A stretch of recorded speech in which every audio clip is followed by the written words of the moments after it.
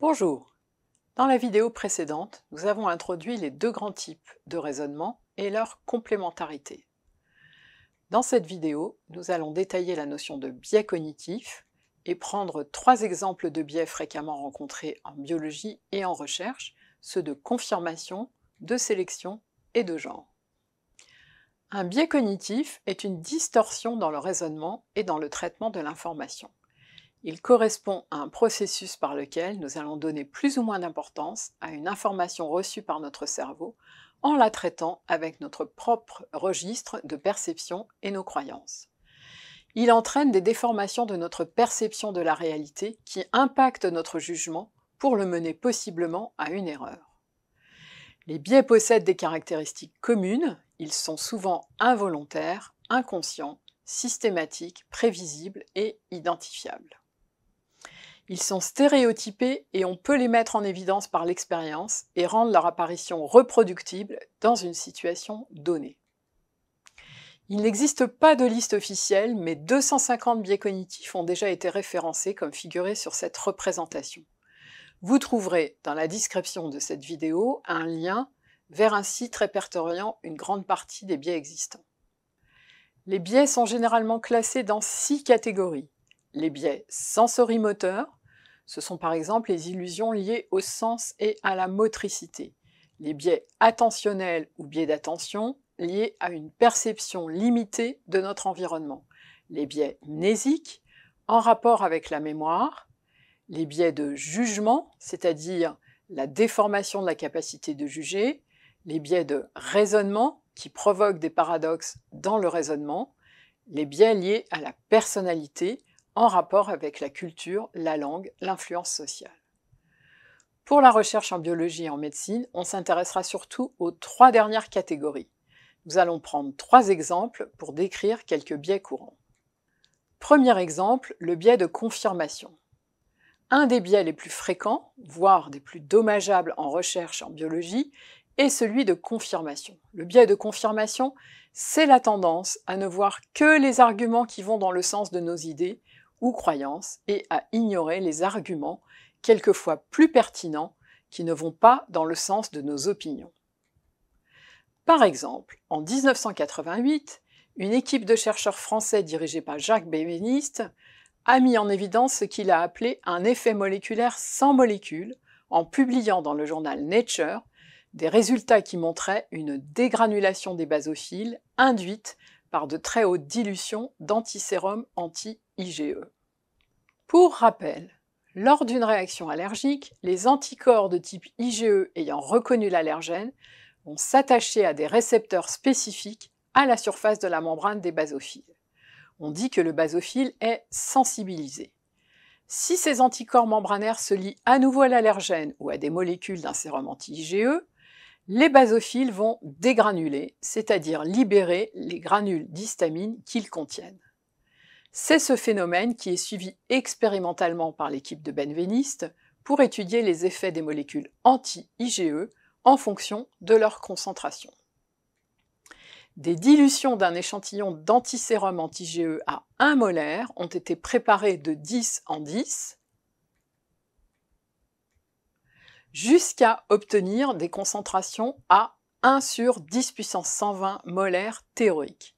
Or, on sait qu'au-delà de dilution à 1 sur 10 puissance 24, il n'y a plus que de l'eau dans la solution et plus aucune molécule d'anti-IgE dans l'échantillon. Une mesure de la dégranulation des basophiles a ensuite été effectuée pour chacune des 120 dilutions. Les résultats présentés ici indiquaient que la dégranulation variait au fur et à mesure des dilutions avec une certaine rythmicité, comme le montre cette illustration, et que la dégranulation des basophiles persistait même quand il n'y avait plus de molécules anti-IgE dans le tube au-delà de la dilution 1 10 puissance 24. Cet effet était totalement inattendu. Cette découverte a suscité un vif intérêt, notamment parce qu'elle pouvait servir de justification scientifique à l'homéopathie, elle aussi basée sur des concentrations quasi nulles de molécules. Mais cet article a entraîné aussi de vives polémiques. Le journal a alors diligenté une enquête pour valider les résultats qui a révélé qu'à trop vouloir que cela fonctionne, les chercheurs de l'équipe de Benveniste étaient tombés dans le piège du biais de confirmation. Ils avaient sélectionné uniquement les résultats allant dans le sens de leur théorie, en ignorant les essais infructueux, pourtant beaucoup plus nombreux que les résultats positifs. Le rapport détaillé de la commission d'enquête, publié dans Nature, a conclu à l'inexistence du phénomène de la dégranulation des basophiles dans les conditions de l'expérience, et l'article a été retiré. D'une manière générale, chez les chercheurs, le biais de confirmation va être favorisé par plusieurs éléments. La nécessité de publier ces résultats au plus vite, les résultats inattendus nécessitant plus de preuves et plus de confirmations, le désir de voir confirmer une théorie bien connue et admise. Cet effet a été renforcé par l'appétit insatiable des revues scientifiques pour des résultats positifs. Deuxième exemple, le biais de sélection. Pour ce deuxième exemple, nous allons nous intéresser à la recherche clinique. Ainsi, au moment d'expérimenter un nouveau médicament chez l'homme, le nouveau médicament est testé dans différents groupes de patients. En général, un groupe reçoit le traitement et un deuxième groupe reçoit un placebo, c'est-à-dire un traitement sans aucune substance active et dépourvu d'effet sur la pathologie traitée. Cette méthode permet ensuite d'identifier après traitement des différences éventuelles entre les deux groupes de patients et de les imputer aux médicaments testés.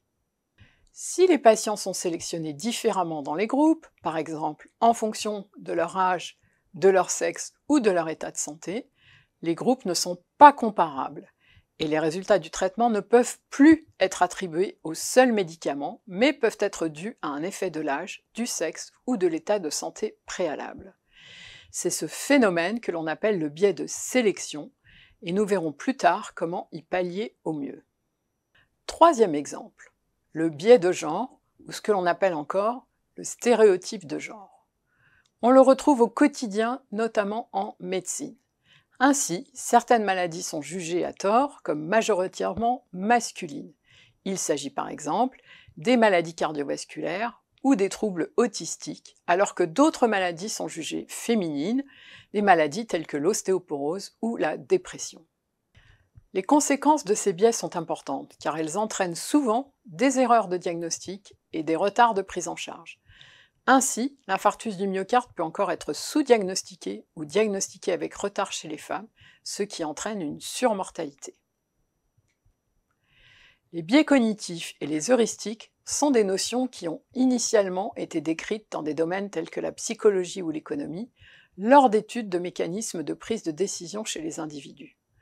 C'est en raison du grand nombre de décisions à prendre que le domaine scientifique et médical est fortement soumis aux heuristiques et aux biais cognitifs.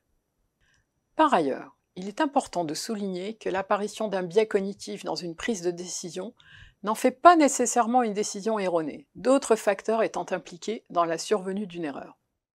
En effet, la décision est fortement soumise à des facteurs externes, comme des facteurs environnementaux tels que le manque de données, la charge cognitive ou les distractions, et des facteurs internes ou individuels tels que les émotions, le stress ou la fatigue. Un biais cognitif conduit à une décision qui n'est pas rationnelle, parce qu'elle s'appuie sur de l'information non valide ou imparfaite issue de nos heuristiques. Le biais cognitif relève d'un déterminisme qu'on peut mettre en évidence alors que l'erreur est aléatoire. Un biais cognitif n'est donc pas une erreur, mais l'erreur est une conséquence possible d'un biais cognitif. Nous avons vu que certains biais peuvent avoir un impact important sur nos prises de décision et peuvent entraîner des conséquences plus ou moins néfastes. Les trois biais décrits, celui de confirmation, de sélection ou de genre, sont particulièrement retrouvés en sciences et en médecine et peuvent affecter le raisonnement scientifique. Un autre phénomène peut également impacter notre jugement, il s'agit de la dissonance cognitive. Nous détaillerons ce point dans la vidéo suivante.